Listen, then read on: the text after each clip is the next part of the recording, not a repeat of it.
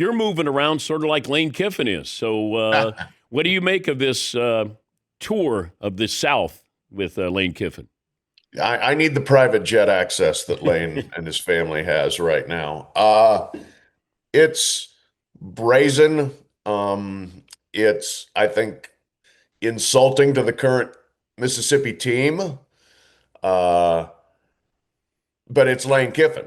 And Lane loves to toy with people's emotions, loves to grandstand, loves to be out in front of whatever's going on. I think he thrives on chaos to a degree. And so sending your family to Florida and to LSU when there's 0.0% chance that that's not going to become a big public deal is pretty on brand for Lane. But I mean, if I'm an Ole Miss fan, if I'm an Ole Miss player and you've bought in for this season that's the best the school's had in 60 years and your coach's family's out doing this, I'd be a little bit ticked. Yeah, I would want to ask my coach. I would want to say, are you all in with us? Right. I think that's fair to ask if the captains got together with Lane to say, hey, are you all in with us?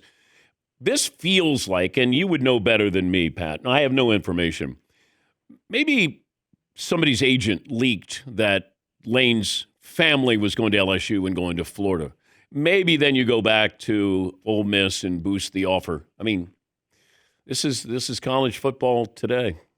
Well, it sure is. And that's the thing. The agents have massive powers. Agents Jimmy Sexton, the most powerful of all of them. And Jimmy's not above playing hardball.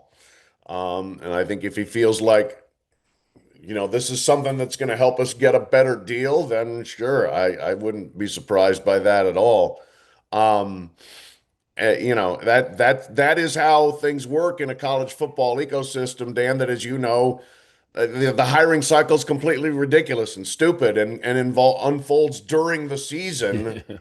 And it doesn't matter if you're having a great season, you're still going to get caught up in it if you are a coach who's being wanted here. And I just have never quite understood the tolerance level for this. I actually asked Greg Sankey on Saturday. He was at Texas, Georgia. I said, any problem within your conference with schools poaching coaches during a season, and it's like the best season Ole Miss has had in decades. And he's like, well, I control what I can control, and I can't control that. But I think they could perhaps exert a little more control on how the hiring cycle works.